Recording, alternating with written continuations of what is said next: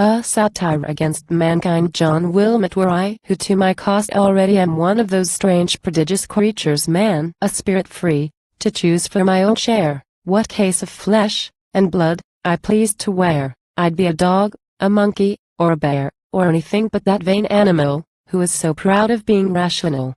The senses are too gross, and he'll contrive a sixth, to contradict the other five. And before certain instinct, will prefer reason, which 50 times for one does err. Reason, and inus fatus, in the mind, which leaving light of nature, sense behind. Pathless and dangerous wintering ways it takes, through error's fenny bogs, and thorny brakes.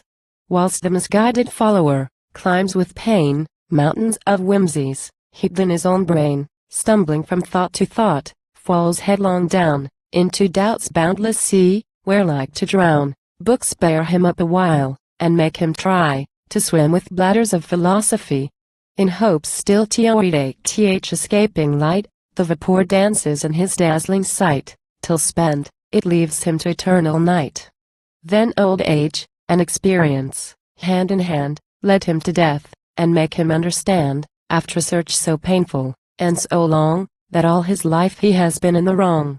Who'd entered, the reasoning engine lees, who is so proud, so witty, and so wise. Pride drew him in, as cheats their bubbles catch, and makes him venture to be made a wretch. His wisdom did his happiness destroy, aiming to know that world he should enjoy. And wit was his vain frivolous pretense of pleasing others at his own expense. For wits are treated just like common whores, first they're enjoyed, and then kicked out of doors. The pleasure past, a threatening doubt remains, that frights th enjoyer, with succeeding pains. Women and men of wit are dangerous tools, and ever fatal to admiring fools. Pleasure lures, and when fops escape, 'tis not that they're beloved, but fortunate, and therefore what they fear, at heart they hate. But now thinks some formidable band, and beard, takes me to task. Come on, sir, I'm prepared. Then by your favor, anything that's writ against this jibbing jingling neck called wit, likes me abundantly, but you take care, upon this point, not to be too severe. Perhaps my muse were fitter for this part, for I profess, I can be very smart on wit, which I abhor with all my heart. I long to lash it in some sharp essay, but your grand indiscretion bids me stay, and turns my tide of ink another way. What rage ferments in your degenerate mind, to make you rail at reason, and mankind? Blessed glorious man, to whom alone kind heaven, an everlasting soul has freely given, whom his great Maker took such care to make, that from himself he did the image take, and this fair frame, in shining reason dressed, to dignify his nature, above beast. Reason, by whose aspiring influence, we take a flight beyond material sense, dive into mysteries, then soaring pierce the flaming limits of the universe, search heaven and hell, find out what's acted there, and give the world true grounds of hope and fear. Hold, mighty man, I cry, all this we know, from the pathetic pen of Angelo. From Patrick's Pilgrim, stilling fleet's Ripley's, and 'tis this very reason I despise this supernatural gift, that makes a meet, think he's the image of the infinite, comparing his short life, void of all rest, to the eternal, and the ever-blessed. This busy, puzzling, stir-up of doubt, that frames deep mysteries, then finds them out, filling with frantic crowds of thinking fools, those reverent bedlams, colleges, and schools, born on whose wings, each heavy sword can pierce the limits of the boundless universe.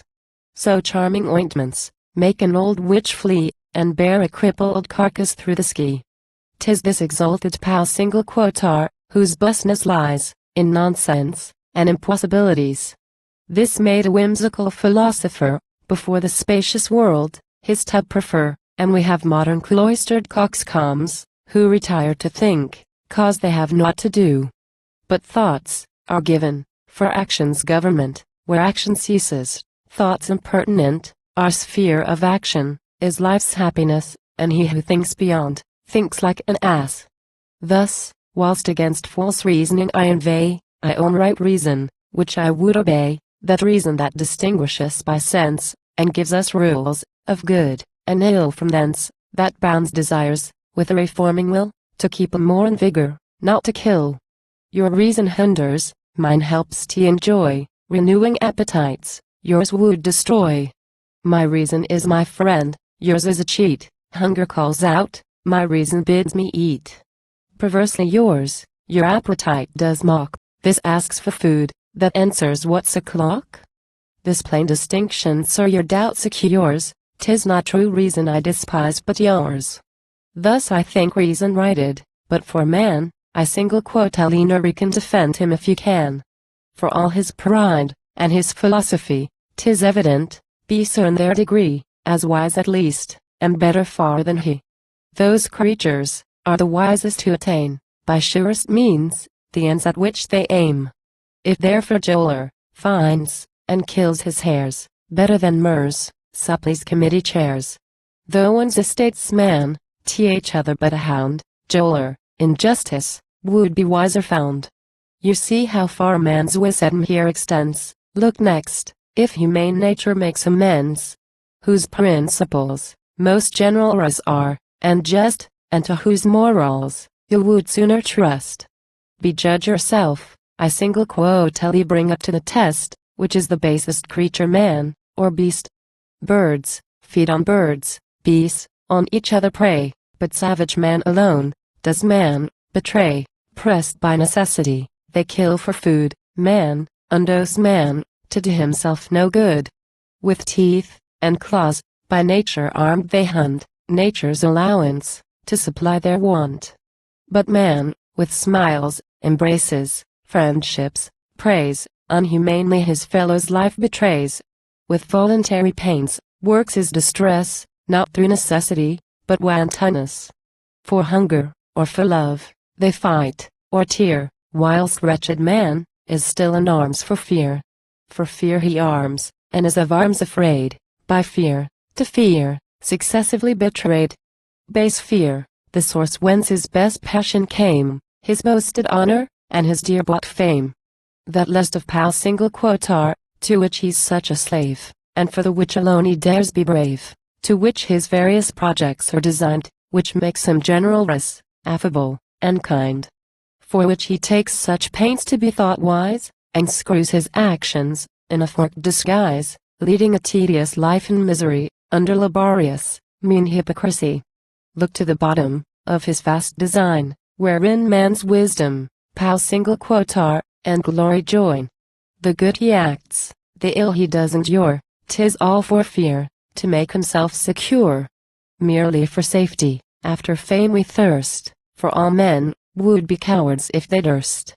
And honesty's against all common sense, men must be knaves, 'tis in their own defense. Mankind's dishonest, if you think it fair, amongst known cheats, to play upon the square, you single quote be undone, nor can weak truth, your reputation save, the knaves, will all agree to call you knave. Wronged shall he live, insulted or, oppressed, who dares be less a villain, than the rest. Thus sir you see what humane nature craves, most men are cowards, all men should be knaves, the difference lies, as far as I can see, not in the thing itself, but the degree.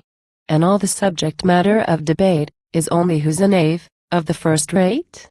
All this with indignation have I hurled, at the pretending part of the proud world, who swollen with selfish vanity, devise, false freedoms, holy cheats, and formalities over their fellow slaves to tyrannize. But if in court, so just a man there be, in court, a just man, yet unknown to me, who does his needful flattery direct, not to oppress, and ruin, but protect. Since flattery, which way soever laid, is still a tax on that unhappy trade. If so upright a statesman, you can find, whose passions bend to his unbiased mind, who does his arts, and policies apply, to raise his country, not his family. Nor while his pride owned avarice withstands, receives close bribes, from friends' corrupted hands. Is there a churchman who on God relies? Whose life, his faith, and doctrine justifies? Not one blown up, with vain prelatic pride, who for proof of sins, does man deride, whose envious heart makes preaching a pretense with his obstreperous saucy eloquence, to chide at kings, and rail at men of sense. who from his pulpit vents more peevish lees, more bitter railings, scandals, calumnies, than other gossiping, are thrown about, when the good wives get drunk, and then fall out. None of that sensual tribe, whose talents lie in avarice, pride, sloth, and gluttony, who hunt good livings, but abhor good lives, whose lust exalted to that height arrives, they act adultery with their own wives. And ere a score of years completed be, can from the lofty pulpit proudly see, half a large parish, their own progeny. Now a doting bishop who would be adored, for domineering at the council board. A greater fop, in business at fourscore, fonder of serious toys, affected more, than the gay glittering fool, at 20 proves, with all his noise, his tawdry cloths, and loves. But a meek humble man, of honest sense, who preaching peace, does practice continence, whose pious life's a proof he does believe, mysterious truths, which no man can conceive.